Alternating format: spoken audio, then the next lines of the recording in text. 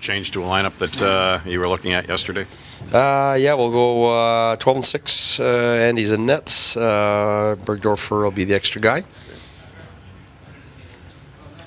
I was just going to ask a question about Magnus. I was just speaking to him, and he said, I asked about coming to a new team under the circumstances, and he said, the difference when you're in a position like me is so little, and yet it's so wide at the same time. He said, that's why you have to take advantage of situations like this. I imagine a coach looks at it that way, too. This is your chance. Make that difference happen now. Yeah, but, at the same time, I have to be realistic in what he can accomplish in terms of how much time it's going to take to get accustomed to a new way of playing. I think right now he's going to have a lot of things in his mind, and what we want is for him to be himself. But we also have to be aware that when you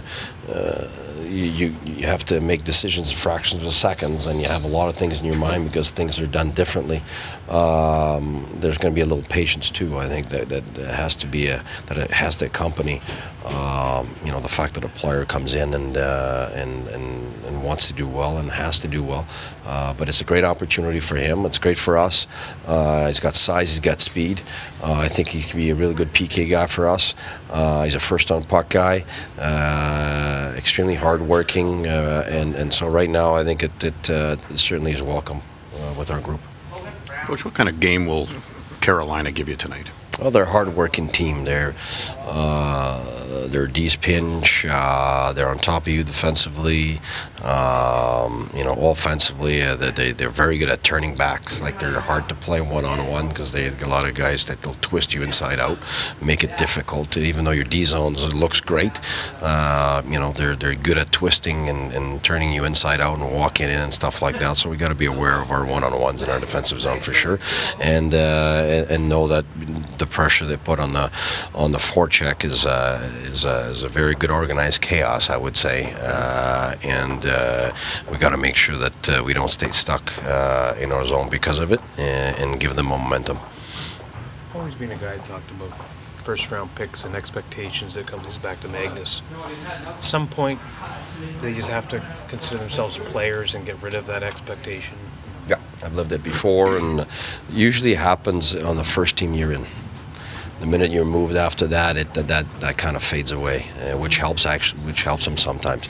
That's why I hear sometimes people say some players are second-team players, and really all it has to do most of the time is the pressure of being a first-round pick and the expectations that are placed on you, and the fact that people want it right now. Like the rewards of a first-round pick right now, and forget that apart from the high-end first-round picks, all the other first-round picks, most of them have to go to the American League, have to take the time to grow, and it takes them 3 and 4 and sometimes 5 years to develop into what they're going to be. And every player is different. Every player's got their circumstances to deal with, and their own personalities and their own attributes, which makes it very difficult to project which one is going to be right away performing and which one will need a bit more time. And some guys come in, they're able to get in the NHL right away, but their ceiling is not as high as another guy that will take 3-4 years to develop and be ready, and because their ceiling's higher later. So it really depends on the player and the circumstances, on the teams they play,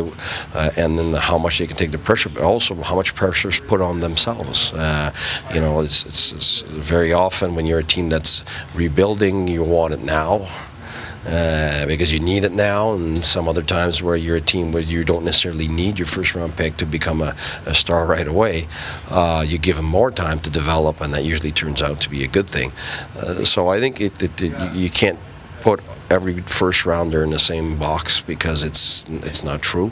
But first of all, I think there's like 40% of first rounders that end up being NHL players. The rest, after a few years fade away. So which means that there's about 60% that never end up being real NHLers. And out of that 40%, not that many become stars. So I think that's how you have to look at first rounders, and it's exactly what you said. They end up being hockey players instead of just first rounders, and I think that's more important than anything.